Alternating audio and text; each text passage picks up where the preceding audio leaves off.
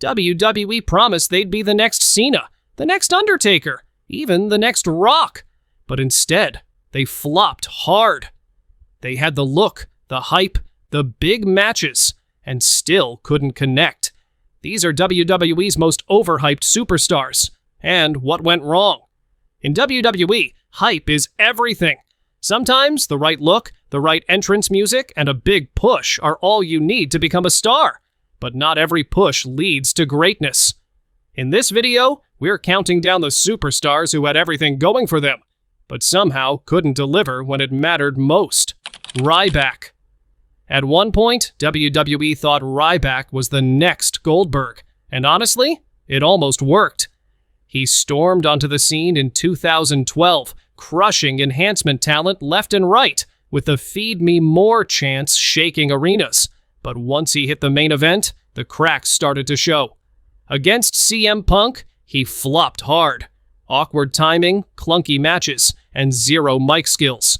The guy looked like a beast, but couldn't deliver a main event performance. And fans caught on fast. The Goldberg chants weren't respect. They were mockery. WWE gave him multiple chances, even turning him heel, then backface, then heel again, but nothing clicked. Ryback went from future world champ to YouTube rants. Elias.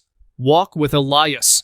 It started off strong, a throwback gimmick with a guitar, heat magnet promos, and crowd interaction that actually worked. For a while, Elias was one of the most over guys without ever winning a single title. But then, it all went nowhere.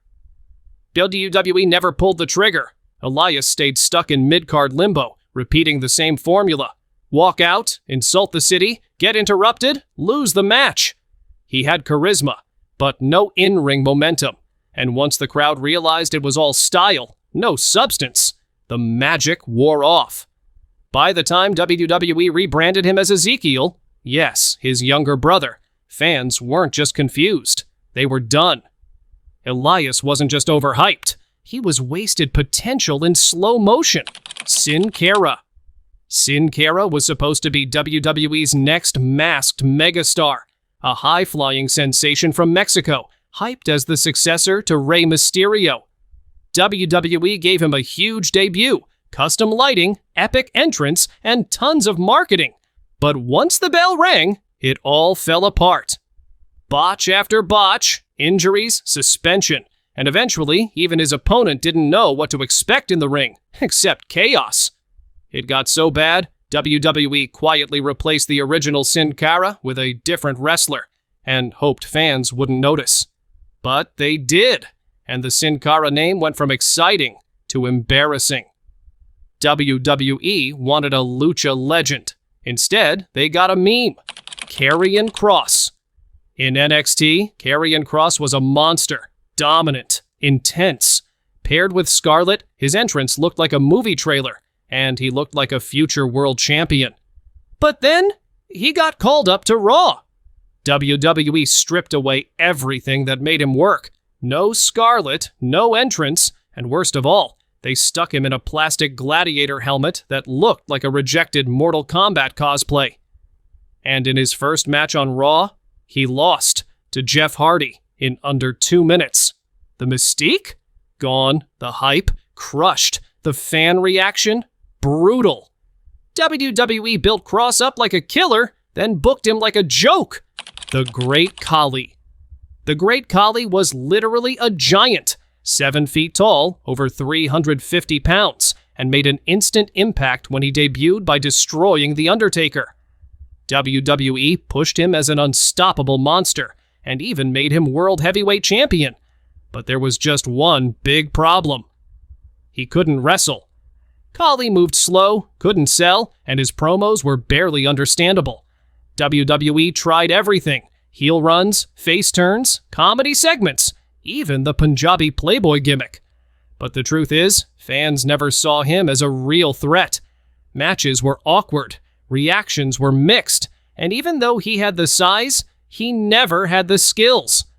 Khali wasn't just overhyped. He was proof that size doesn't always equal success in WWE. Lars Sullivan. WWE built Lars Sullivan up like the next Brock Lesnar, Vignettes ran for months hyping his debut. The Freak was coming. And when he finally arrived, he squashed legends. Kurt Angle, Jeff Hardy, Rey Mysterio. WWE pushed him like a monster, but fans weren't buying it. Why? Because Lars had zero charisma, awkward promos, and a past that came back to haunt him. Controversial forum posts, injuries, anxiety issues. Every time WWE tried to relaunch him, something else collapsed behind the scenes. In the end, Lars didn't just flop, he vanished, released quietly, with WWE never even acknowledging it on TV. From monster push to complete erasure, Lars Sullivan might be WWE's fastest hype-to-flop case ever. Gable Steveson. When WWE signed Olympic gold medalist Gable Steveson, they hyped him up as the next Kurt Angle. They even drafted him to Raw before he'd wrestled a single match. Triple H praised him, ESPN covered it. WWE gave him a special in-ring introduction at WrestleMania. But when he finally stepped into the ring, fans weren't impressed. His NXT debut was a letdown, clunky pacing, no charisma, and a match so forgettable. WWE pulled the plug almost instantly. From Olympic glory to wrestling obscurity, Gable Steveson's WWE journey might be the biggest missed opportunity of the modern era. David Flair. Imagine being the son of one of the greatest wrestlers of all time and still being completely out of your depth in the ring. That was David Flair, son of Ric Flair, pushed in WCW and later briefly in WWE, but it was clear from day one he wasn't ready. He had no charisma, no wrestling instinct, and constantly looked lost in the ring. But because of his last name, he kept getting chances. Even in WCW, they gave him title shots, major segments, even a crowbar as a gimmick, but the fans never bought it. In the end, David Flair wasn't just overhyped, he was proof that wrestling isn't genetic.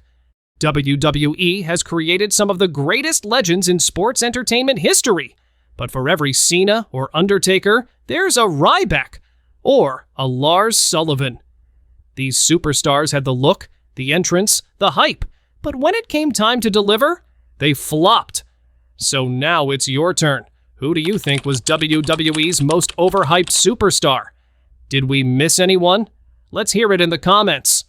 And if you enjoyed this video, make sure to hit that like button, subscribe for more WWE deep dives, and tap the bell so you don't miss what's coming next. Because next time, we're looking at the biggest WWE pushes that actually worked. Spoiler, one of them was almost fired.